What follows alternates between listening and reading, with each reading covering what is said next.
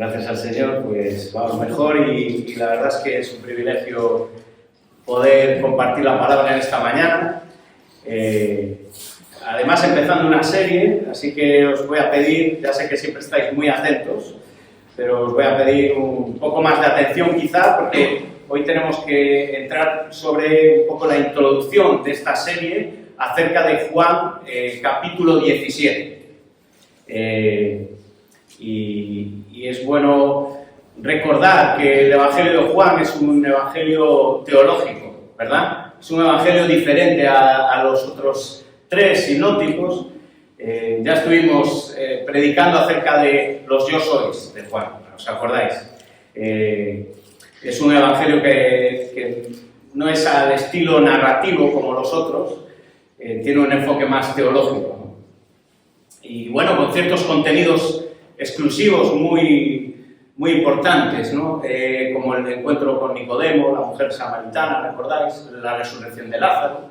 Es un evangelio además que da una perspectiva muy íntima de un Jesús, de la relación de Jesús con sus discípulos.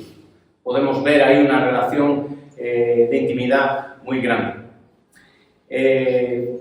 Nos hablaba nuestro hermano de la mesa del Señor, ¿no? La mesa del Señor, la última noche.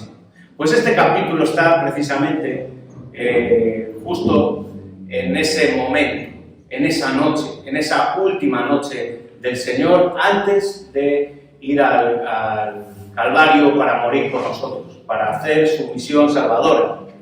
Ahora, ¿dónde exactamente? Bueno, sabemos o podemos tener una noción del lugar.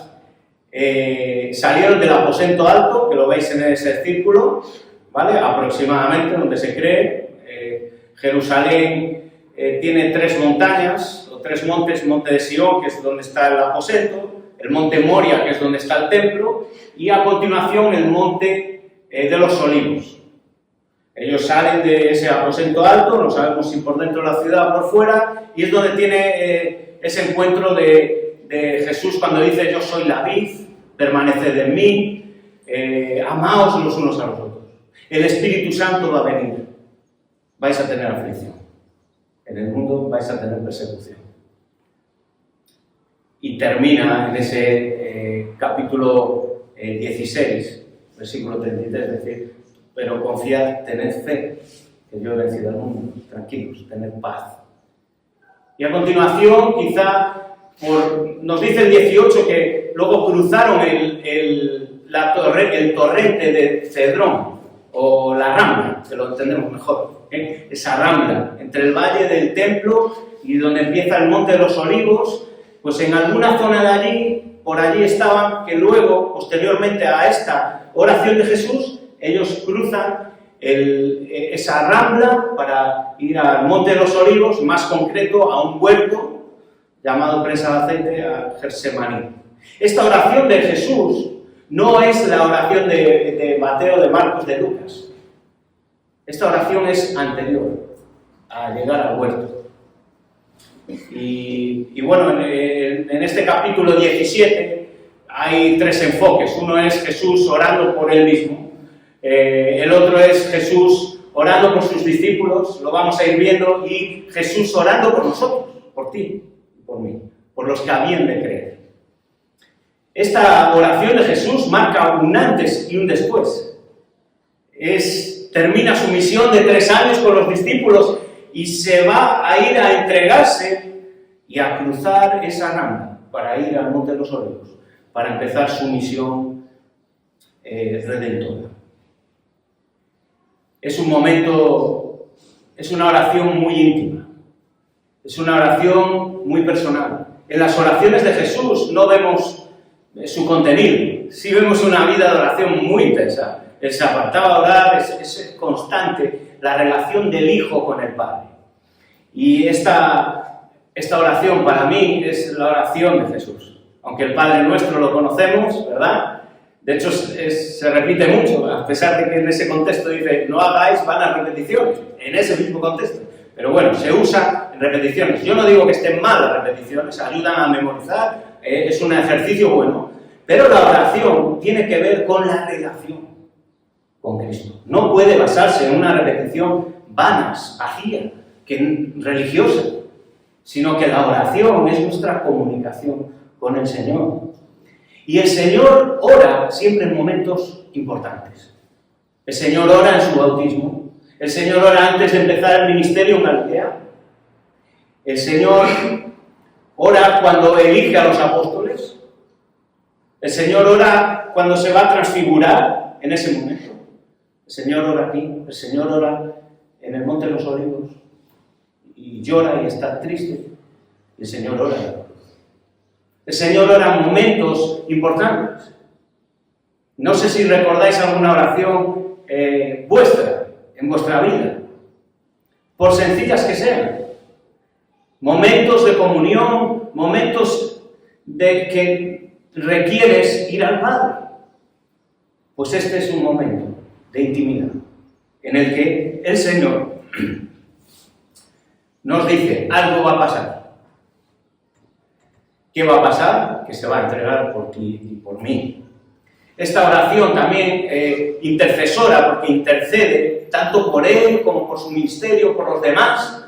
Intercede, es también llamada la oración sacerdotal.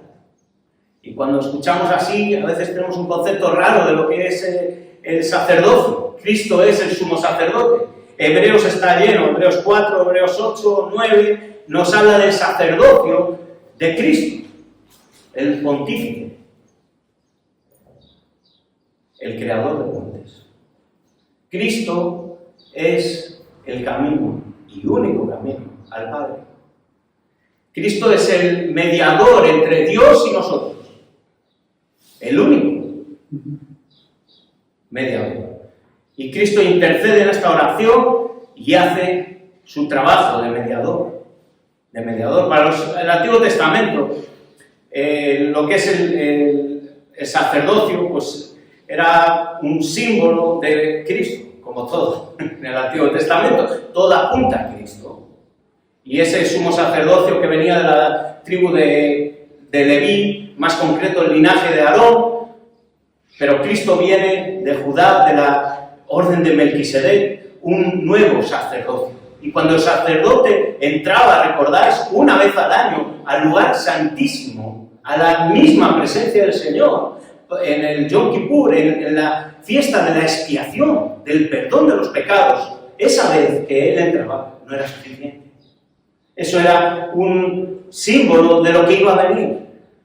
Este sumo sacerdote, Cristo, es el que abroga el antiguo pacto, Hebreos 4:18, que dice que lo anula, pero no es que lo anule, que lo deje, sino que era imperfecto y él ahora hace un sacerdocio perfecto, una obra perfecta. Reemplaza ese antiguo pacto con un nuevo pacto, lo estuvimos ahora celebrando. Es este nuevo pacto que nosotros celebramos. Él trae con eso una nueva relación con Dios. Él no trae una religión, él no trae una serie de ordenanzas, él trae una relación restablecida que se había perdido. Ese mediador es el que nos hace a nosotros, como hijos adoptados, sacerdotes también. Tenemos comunión con Dios por medio de Cristo. Si eres creyente, tú eres sacerdote. En ese sentido, estamos llamados como sacerdotes a vivir en adoración a Cristo. ¿Quieres conocer a alguien en intimidad? Júntate y ora con él. Orando con una persona, vas a conocer a esa persona íntimamente. Vas a conocer su relación con Dios. ¿Qué es lo que le preocupa? ¿Cuál es su interés?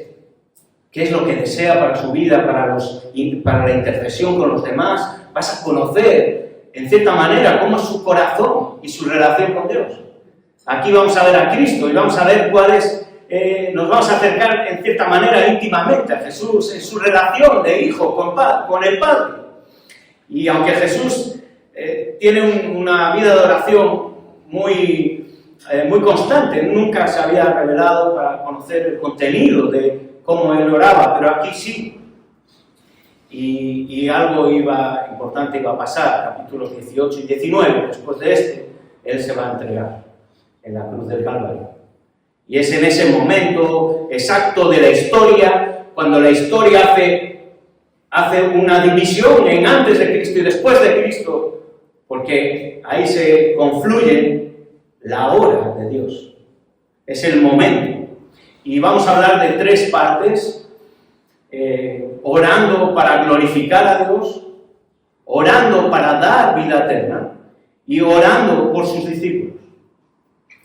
En el primer versículo, Él nos dice que después de hablar todas estas cosas, Él levanta los ojos a Dios. Bueno, nuestra expresión no verbal también nos está diciendo cosas. Es la comunicación no verbal.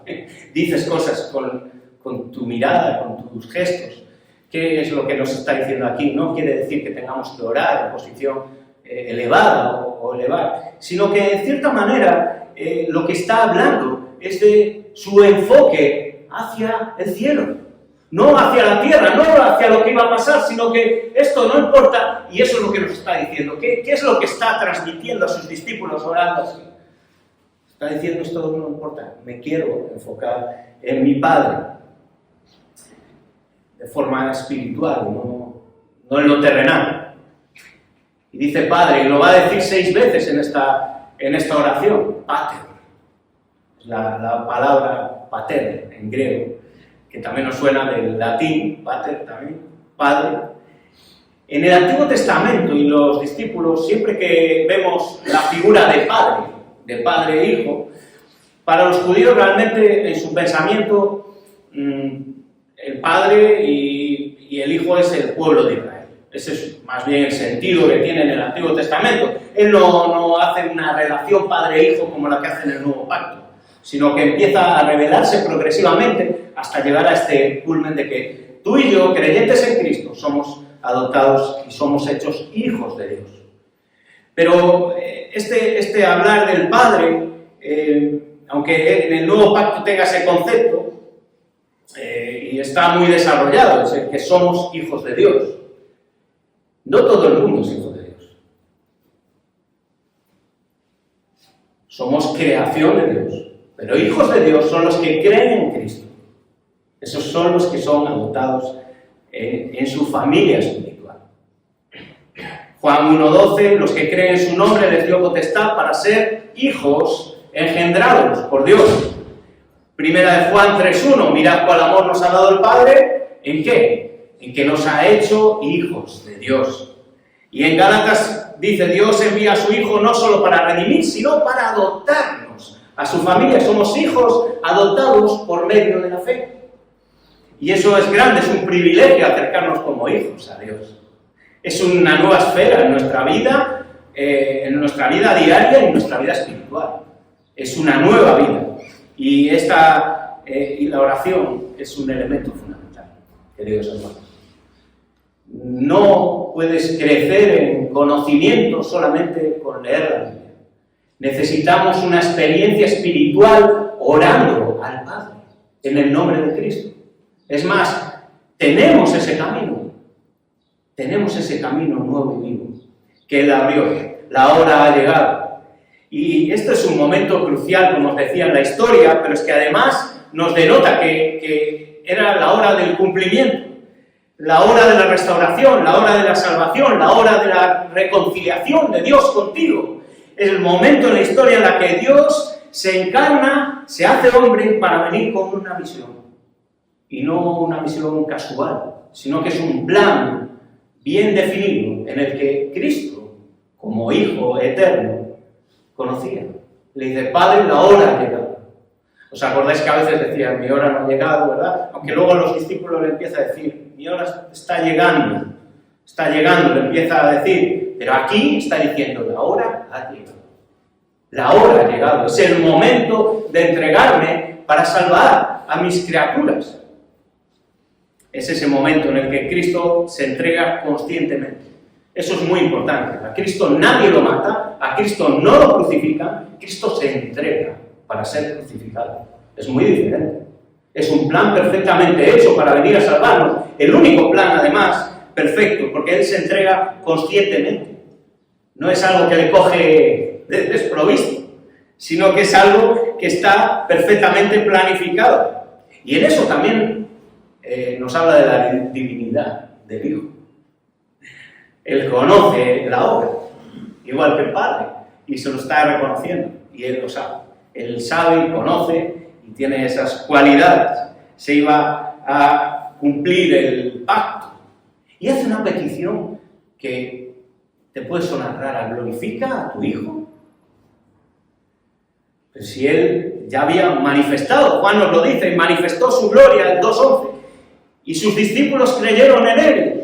¿Cómo se manifiesta su gloria? ¿Cómo se manifiesta la gloria de Dios? Se manifiesta a través de sus atributos, de su amor perfecto, de todas sus características y todos sus atributos manifestados en su perfecta vida de obediencia. Ahí es donde Jesús demostró dar la gloria al Padre. Cristo dio una gloria perfecta. ¿Qué le está pidiendo aquí? ¿A qué se refiere? En el pensamiento hebreo, la gloria de Dios tiene que ver con la manifestación de la presencia de Dios. Está muy en relación. Y Juan lo dice así: vimos su gloria, gloria como del unigénito Hijo de Dios, lleno de gracia y verdad. Así que aquí glorifica a tu Hijo no solamente el deseo del reconocimiento del Padre, sino que está hablando de la unión entre ellos y la manifestación de su obra redentora que va a hacer. Glorifica a tu Hijo. Esa petición, además, nos lo dice Él, tiene un propósito. Es glorifica a tu Hijo. Ahora condensa todos tus atributos, tu presencia, la cruz del Calvario, en esta obra que voy a hacer. ¿Para qué? Para glorificarte a ti.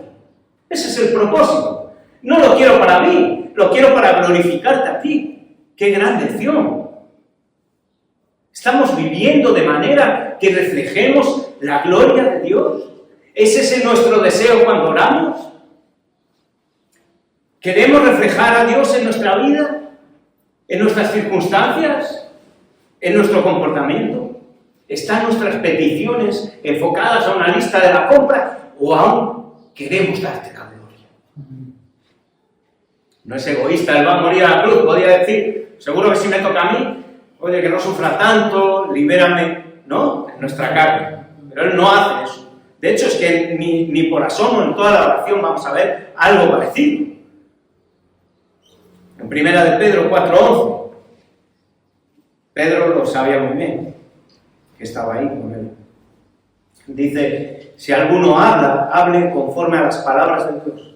Si alguno ministra, ministre conforme al poder que Dios te da, para que en todo, sea Dios glorificado por Jesucristo, a quien pertenece la gloria y el imperio por los siglos. Como tiene Raquel en su WhatsApp, Soli Deo Gloria. Solo la gloria toda para Dios, no para nosotros. Y es glorificado porque además ha cumplido la obra. Dice en el versículo 4, hacemos un puente, luego retomamos el 2 y el 3, dice: yo te he glorificado en la tierra. Está diciendo que yo te glorifico a ti, yo te he glorificado a ti en la tierra, con una vida perfecta, la vida que no podemos nosotros vivir sin pecado, pero perfecta en sus enseñanzas, en su forma de hacer las cosas, en su carácter, también su poder de los milagros, revelando algo grande, que Él es el Hijo de Dios. Y a veces, para nosotros, nos puede parecer que Jesucristo es ese Hijo de Dios, y entonces es el momento cuando es engendrado, y es el Jesús. No.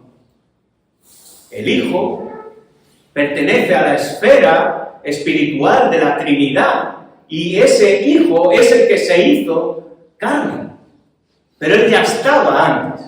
De hecho, los judíos, cuando Él decía: eres Hijo de Dios, ellos entienden que Hijo de Dios es que sales de la misma esencia de Dios, y Dios solo hay uno. Por lo tanto, estás diciendo: yo soy Dios. Y ellos lo entendían perfectamente. De hecho, en Juan 5:18 es que lo expresa súper bien. No voy a entrar aquí en la Trinidad, pero sí recordarlo, creo que nos viene bien para entender la profundidad de esta oración. Por esto los judíos aún procuraban más matarle. Porque no solo quebrantaba el día de reposo, sino que también decía que Dios era su propio Padre, haciéndose igual a Dios. Ellos lo entendían perfecto. Bueno, si lo entendían. El Padre y yo uno somos, ¿os acordáis? Cuando era la fiesta de las luces y querían apedrearlo. Bueno, hay un montón de... Antes que hablan fuera, yo soy, dice la sinagoga, y ya sacaron que va diciendo que Él es Dios. Pues sí, el Hijo es Dios, dentro de la Trinidad. Y Él es glorificado porque acaba la obra. Dice, he acabado la obra. Fijaros, en el versículo 4, Él manifiesta su grandeza en este mundo perdido, llevando a cabo la obra para la que fue encomendado, esa obra perfecta. Buscamos nosotros el proyecto de Dios en nuestras vidas, acabar la obra que a ti y a mí nos corresponde, o estamos en nuestras obras, en nuestros proyectos. ¿Dónde está en esa lista de proyectos de tu vida? ¿Dónde está Cristo? ¿En qué número está? Cristo. He acabado la obra. Y glorifícame al lado tuyo. Él se expresa en un deseo de volver a reencontrarse con su Padre. El Hijo Eterno dice, glorifícame, quiero volver a disfrutar a tu lado. El Hijo quiere volver al Padre en esa comunión perfecta que, ¿qué? Dice que tuve contigo antes de que el mundo fuera creado. Cuando yo estaba contigo en esa perfecta Trinidad, en esa relación de amor en la que no necesitaba nada antes de que el mundo y la creación y el universo fuera ni siquiera nada creado. Ellos estaban en perfecta armonía, la Trinidad, disfrutando unos de otros. Y Él desea volver a esa gloria. Él desea volver a la gloria que tenía con el Padre. No estimó el ser igual a Dios, nos leía hoy Carlos. No estimó el ser igual a Dios como cosa que aferrarse, sino que se despojó de sí mismo, tomando que ese Hijo Eterno toma forma de siervo, por amor de ti. Cuando el hombre fue expulsado del Edén, y el Señor en su santidad tuvo que poner una barrera, solo Él, por su voluntad, podía venir aquí con un plan redentor. El hombre no se puede salvar por sí mismo. No nos podemos salvar por nosotros mismos. Aquella gloria, recuperando esa gloria. Queridos hermanos, la gloria de la obra redentora es toda de Cristo. No es tuya ni mía, no tenemos mérito alguno. Es todo gloria de Cristo y del Padre, que en su amor decidió venir a morir, encarnarse y cumplir la justicia perfecta. Y echar ese pecado horrible entero tuyo y mío en el Hijo, para que muriera en la cruz del Calvario por ti y por mí. Por eso Pablo dice, lejos esté de mí de gloriarme en otra cosa. Pablo, que en mí me gloríe lejos, gloriarme a mí de otra cosa que no sea la cruz de Cristo. La cruz de Cristo. Es ahí donde está nuestra gloria de hijos adoptados. Es donde somos quienes somos. Y somos porque somos en la cruz de Cristo. Queridos hermanos, cuidado con las obras. Por gracia sois salvos por medio de la fe. Por medio de la fe. Por creer. Y esto no es nuestro. Es un regalo, es un don de Dios precioso. No por obras. ¿Para qué? Para que nadie se gloríe. La gloria es de Cristo. ¿Lo veis? Efesios 2:8. La gloria no es nuestra. No podemos hacer nada, hermanos. Y esto nos humilla. Esto nos humilla. Pero precisamente es lo que necesitamos. Humillarnos delante del Señor para que Él nos levante. Para que Él te dé vida. Te dé vida y vida en abundancia. Es cuando tú reconoces tu necesidad, tu impotencia. Cuando ves que no puedes salvarte. Cuando ves que no puedes hacer nada por ti mismo, cuando te rindes a Cristo. ¿Qué es la cruz para ti? ¿Qué es la cruz para ti?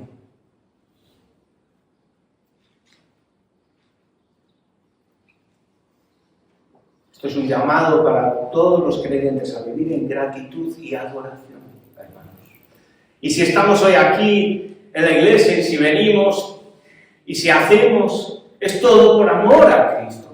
No es por una religión. Nadie de los que estamos aquí venimos por una religión, venimos contentos. Nadie nos obliga, venimos ¿por qué? Porque le amamos, deseamos cantarle, adorarle, estar con nuestros hermanos, edificarnos, escuchar su palabra, retarnos, salir luego enganchados de energía, juntos, como hijos de Dios, en un mundo que se pierde. ¿Por qué? Porque la cruz de Cristo no es nada. Dice, es locura para los que se pierden, pero para nosotros, ¿qué es? Poder de Dios para salvación. Es el todo para nosotros, la cruz de Cristo. Y el Señor Jesús, en el versículo 2, entramos en el segundo punto, orando para dar vida eterna. Y dice en el versículo 2, como le has dado potestad para toda carne, como le has dado autoridad, ¿para qué? Para que dé vida. En primera instancia, el Padre le ha dado al Hijo toda la autoridad. ¿Para qué? Para salvar. Tiene toda la autoridad, pero la autoridad Cristo no solamente la tiene para salvar, sino que tiene una autoridad espiritual, porque perdona pecados, es el único que perdona pecados. Otra cosa por las cuales los judíos decían, solo perdona a Dios, y él dice, yo perdono pecados.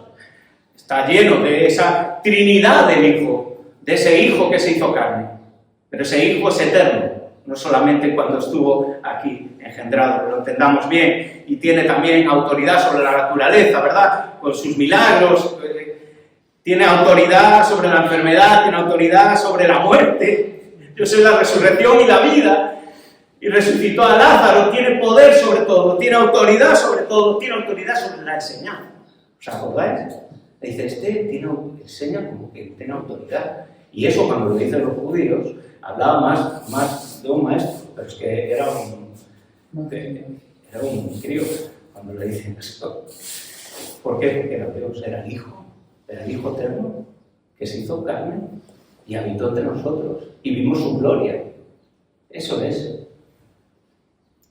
Cristo tiene esa autoridad para dar vida, autoridad para dar vida eterna. Y gracias a esa autoridad es que nosotros podemos ser salvos. Salvos para recibir esa vida eterna. Y dice que tiene autoridad para dar vida eterna. Y bueno, no sé lo que piensas de la vida eterna, pero este es uno de los conceptos que a veces se malinterpreta muchísimo, ¿no? Se dice, no, eso es vida en la eternidad. No es lo que está diciendo aquí. De hecho, nosotros tenemos un principio. En tal caso sería vida infinita, si estuviera hablando de la duración. Nosotros tenemos un principio. Dios sí es eterno. Entonces, ¿qué es la vida eterna? La vida eterna no solamente por la duración, sino que con la rotura del pecado, lo que hay es una restauración, nos vuelve a poner, como cuando al principio de la creación, cuando no había pecado, en esa vida perfecta de comunión con Dios. ¿Qué pasa? Que tenemos un pecado en nosotros, de momento, hasta que estemos en su gloria. Entonces ahí cambiará todo. Pero de momento tenemos que pelear con nuestro viejo hombre. Pero es una restauración, esa vida eterna es una vida que empieza en cuanto tú crees en el Señor. Y Él te restaura y entonces ya tienes tu vida eterna. No es solamente un pasaporte, sino que tiene que ver con una vida que empiezas ya. Es una realidad que transforma tu vida de tal forma que tu vida ya no es tu vida, ya no es la que era. Es que es un cambio de vida, es una posición diferente. Bueno, yo no sé si alguno ha hecho el Camino de Santiago. No sé, ¿alguno lo ha hecho? Bueno, yo conozco un montón de gente que lo ha hecho, ¿no? Y de hecho me dicen, ¡ay, qué bonita es Galicia! Y oye, estos peregrinos, ¿no? Cogen su mochila, tengo que controlar el peso, me tengo que llevar lo justico. Lo justo para el camino. Y pasan un camino de tela, ¿eh? Algunos pues se le caen las uñas, bueno, pasan, les llueve, qué raro en Galicia. Pasan por montañas para ver miradores, para todo esto, ¿no? O sea, es complicado, a veces tienen lesiones, bueno, comen bien, eso sí. Y cuando llegan a la plaza del Obradoiro, todo eso se lo olvida, porque han llegado a Santiago, han llegado al fin, y nosotros somos peregrinos en esa vida eterna. Pero es que a veces nos metemos demasiado en la mochila. A veces nos metemos religión en la mochila, a veces nos metemos un montón de cosas que nos estorban en nuestro caminar, se hace más difícil. Y es cierto que caminar con Cristo es una negación, pero somos peregrinos, hermanos. La vida eterna es eso, somos peregrinos y vamos allá. Y cuando lleguemos allá, nos vamos a olvidar de todas estas penurias que tenemos aquí y todas estas luchas, y vas a disfrutar. Y esa es la vida eterna, ese es el gozo pleno, esa es la vida eterna que te completa en todo, que es eterna en todos los sentidos. Y ahí vamos a estar nosotros con el Señor, disfrutando. Esa es la vida eterna. Pero la vida eterna empieza aquí. Pues que no disfrutamos con el Señor, pues que Él no nos da y nos bendice y no es una maravilla y un gozo tener al Señor en nuestras vidas. No digo que sea fácil el camino, pero no es maravilloso tenerlo, no es una vida eterna en ese sentido, que tiene una proyección, que tiene un proyecto de vida. Esta semana me contaban, bueno, dentro del sector, una persona que conozco, que su hermano se suicidó con 30 y pico años, con 2 niñas pequeñas, un desastre. Pero es que hay más suicidios que muertes por accidentes de automóvil. Es que hay un problema de suicidio en la gente joven, está subiendo, es un problema, porque la vida está vacía. Que la vida sin Cristo carece de sentido. Necesitas a Cristo. Si no, precipita tu muerte ya. Porque dices, ¿para qué estoy viviendo aquí? La vida eterna te proyecta en eso. Y ese Cristo es lo que nos da. No solo la salvación, no solo su pasaporte. No es algo, voy a hacer estos sacramentos y ya tengo vida eterna. No, tiene nada que ver con eso. Tiene que ver con una vida que empieza ya y queremos disfrutarla. Ahora aquí hay una palabreja que no quiero meterme mucho, pero quiero que la abordemos. Dice, y esta es la vida eterna, para que dé vida eterna, a todos los que me diste. Bueno, esta frasecita, aquí no está hablando de predestinación, y no me quiero meter en ningún charco, pero sí, no voy a evadir lo que está diciendo. ¿Vale? Dice, para que dé vida eterna a los que me diste. O sea que das vida eterna solamente a los que te da el Padre. Bueno, primero para intentar entender todo esto tenemos que meternos en el contexto. Siempre hemos hablado. Esto es una oración. Claro, cuando oras al Señor le dices, gracias Señor porque soy tan bueno que me he sacado la carrera. Gracias Señor porque he conseguido un trabajo con mi esfuerzo. Gracias Señor porque tengo una mujer porque me lo he currado, le he regalado cosas. Y tengo un hijo porque yo lo valgo. Y una casa porque yo lo valgo. Y tengo amigos y tengo no sé qué y tengo no sé cuántos porque yo... No. ¿Cómo oras? ¿Cómo oras? ¿Cómo oramos? Señor, gracias por ese trabajo que me diste. Gracias por mi mujer. Gracias por mi familia. Gracias por esta iglesia. Gracias porque nos has dado, hermanos. Gracias porque nos das. ¿Por qué? Porque todo viene de Él. Y en cierta manera cuando oramos nos centramos en la soberanía de Dios. Y nos centramos en eso porque es nuestro Padre. Y entendemos que todo viene de Él. Y que Él está al control de todo. Y cuando pasamos dificultades estamos tranquilos y nos gozamos y todo lo puedo en Cristo. ¿Por qué? Porque Cristo está al control. Porque Dios está al control, aunque no lo veas, aunque tengas que pasar por dificultades. Dios está al control. El Evangelio de Juan está lleno de esa profunda comprensión, ¿no? De esa relación entre soberanía de Dios y responsabilidad humana. Vale, esto es un debate que no voy a entrar desde el principio de la Iglesia y no vamos a entrar porque no está en el texto tampoco. Pero parece ser que hay dos grupos, porque dice, a estos que me diste, refiriéndose a los discípulos, y luego en el 20 dice, y tengo otros también, y a estos otros, por nosotros, que van a creer por la palabra de ellos. Pero es que además dice, para que dé vida eterna a todos los que me diste, pero luego en el versículo 8, si lo tenéis, dice, a los que recibieron las palabras y han conocido y han creído. Tenemos esas dos realidades. Yo siempre, hay una imagen que me gusta mucho, que es que cuando ves una vía del tren, tú ves dos líneas, dos raíles, ¿no? Y están muy separadas, ¿no? Y casi no pueden ni saltar de uno al otro. Pero sin embargo, cuando tú vas viendo la línea del tren y la vas viendo hacia el horizonte, se juntan y llega a un momento en el que estas dos realidades se juntan. Es que lo que no podemos hacer es como la moneda. Tirar la moneda al aire, cuando cae esa misma moneda, cae cara, decir, es que la moneda es cara. Y luego la tiras, sale cruz y dices, es que la moneda es cruz. No, la moneda es cara, es la moneda. Así que, hermanos, la elección de Dios existe, pero también eso pertenece a la mente de Dios y no lo entendemos, y eso nos vale para nuestra seguridad de salvación. Pero la responsabilidad humana y tu responsabilidad es arrepentirte y creer o rechazar el Evangelio. Y en base a eso, el Señor juzgará tu vida y tus decisiones. Es tu responsabilidad. Y esta tensión siempre la vamos a ver en la Biblia, aunque este texto no habla de esto, os lo comento porque hay muchos comentaristas que con esto ya me los diste desde antes de la fundación, le empiezan a poner un montón de cosas, y no está diciendo eso, se está enfocando en Cristo. Lo entendemos de esa forma.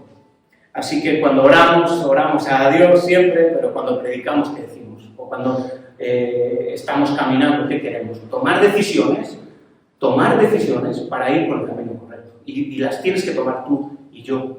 Y Dios está ahí, por supuesto, y Dios es omnipresente, omnisciente, Él es eterno, como veíamos antes, Él está antes de la creación, está en otra esfera en la que no podemos conocer. Y dice que te conozcan a ti, esta es la vida eterna. Y este es el versículo central de estos versículos, de estos 8 primeros versículos. Y esta es la vida eterna, esta vida eterna que hablamos es que te conozcan a ti.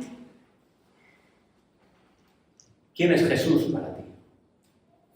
Mira, aquí no está hablando de conocer muchos versículos. No está hablando de conocer la teología sistemática en profundidad. Cuando está hablando aquí de conocer, tampoco habla de como un chiquillo que vi argentino que se sabía todo de Messi. Sí. ¡Buah! Los goles, los nombres y las edades de los hijos. Bueno, una cosa tremenda. ¿Dónde había vivido? ¿Dónde tal? ¿Y conoces a Messi? Y dices, no. Sabía muchas cosas de este jugador, pero ¿lo conocía? No. En esto está la vida eterna. No en que conozcas una religión, no en que conozcas una serie de argumentos, no incluso ni una iglesia. Es conocer a Cristo. Es que le conozcas de una forma personal. Ahí está. Y tu salvación depende de eso. No es algo teórico, es algo práctico. Es experimental, es un conocimiento experimental a lo que se refiere aquí Jesús. Dice, esa es la vida eterna, que te conozcan a ti. Y eso tiene que ver también con conocer nuestra realidad de pecado. Porque cuando le conoces a Él, Él te va a descubrir la verdad que hay en ti. No te va a mentir. De hecho, el mundo está como está y la historia es la que es y todo... No por los políticos, no por esto, no por lo otro, no por la tecnología, sino que la historia está así por el pecado. El pecado es lo que destrozó todo y sigue destrozando. En un vuelo Nueva York, Londres, un Boeing 747, había un chiquillo de apenas 8 años que viajaba solo por primera vez. Entonces estaba allí con una azafata y, bueno, él estaba muy orgulloso de su primer vuelo en este Boeing 747, un vuelo transoceánico grande. Pero en mitad del trayecto, en pleno océano, empieza a haber unas turbulencias. Y las turbulencias van cada vez más. Empieza el avión a moverse demasiado, la gente se empieza incluso a marear. Empieza a haber crujidos que parece que se desmonta la nave. En un momento hay tan tensión que hay gente que chilla, hay gente que entra en pánico. En ese momento bajan las mascarillas de gas como precaución para una posible rotura o que pudiera pasar. El avión empieza a subir y bajar y aparte de moverse, y eso se convierte en la peor montaña rusa que puedas imaginar, y más cuando eres consciente de que estás en mitad del océano. Pero curiosamente la azafata miraba al chico y lo veía tranquilo. Oye, ¿estás bien? A ver si estás solo. ¿Estás bien? Sí, estoy perfecto. Pero no estás asustado, mira que está la cosa un poco difícil, no te pones la máscara. Y dice, no. Y oye, ¿tú cómo es que estás así? Y dice, es que mi padre es el piloto.